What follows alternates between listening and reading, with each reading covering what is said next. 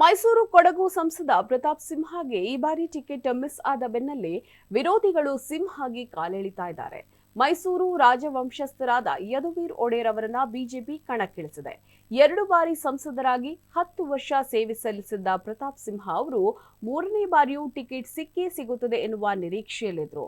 10 ವರ್ಷಗಳ ಸಾಧನೆಯ report card ಅನ್ನು ಕ್ಷೇತ್ರದ ಮತದಾರರಿಗೆ ಕೂಡ ತಲುಪಿಸಿದ್ರು.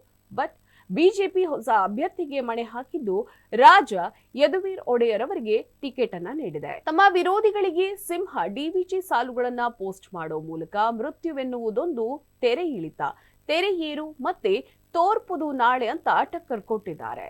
ಡಿವಿಜಿ ನನ್ನ ನೆಚ್ಚಿನ ಬರಹಗಾರ ಅಂತ ಪ್ರತಾಪ್ ಸಿಂಹ ಪೋಸ್ಟ್ ಮಾಡಿದ್ದು, ಸತ್ತೆನೆಂದೆನೆ ಬೇಡ, ಸೋತೆನೆಂದೆನೆ ಬೇಡ, ಬತ್ತಿ ತಿನ್ನೊಳು ಸತ್ವ ದೂಟೆಯೇನೆ ಬೇಡ, ಮೃತ್ಯುವೆನ್ನುವುದೊಂದು ತೆರೆ ಹಿಡಿತ, ತೆರೆ ಏರು ಮತ್ತೆ ತೋರ್ಪುದು ನಾಳೆ, ಸೋಲು ಗೆಲುವು ಸ್ವಾಭಾವಿಕವೇ, ಒಂದು ಸೋಲಾಗಬಹುದು, ಒಂದು ಸಲ ಗೆಲುವಾಗಬಹುದು. ಇಂದು ಬಿದ್ದ ಅಲೆ ನಾಳೆ ಏಳುತ್ತದೆ, ಇಂದು ಬಂದ ಸೋಲು ನಾಳೆ ಗೆಲುವಾಗುತ್ತದೆ ಅಂತ ಪೋಸ್ಟ್ ಅನ್ನ ಹಂಚಿಕೊಂಡಿದ್ದಾರೆ. ಇನ್ನು ಬಿಜೆಪಿ ಕಟ್ಟಾಳು ಸಿಂಹಗೆ ಟಿಕೆಟ್ ಮಿಸ್ ಆಗಿದ್ದಕ್ಕೆ ಅಭಿಮಾನಿಗಳು ಬೇಸರವನ್ನ ವ್ಯಕ್ತಪಡಿಸಿದ್ದಾರೆ.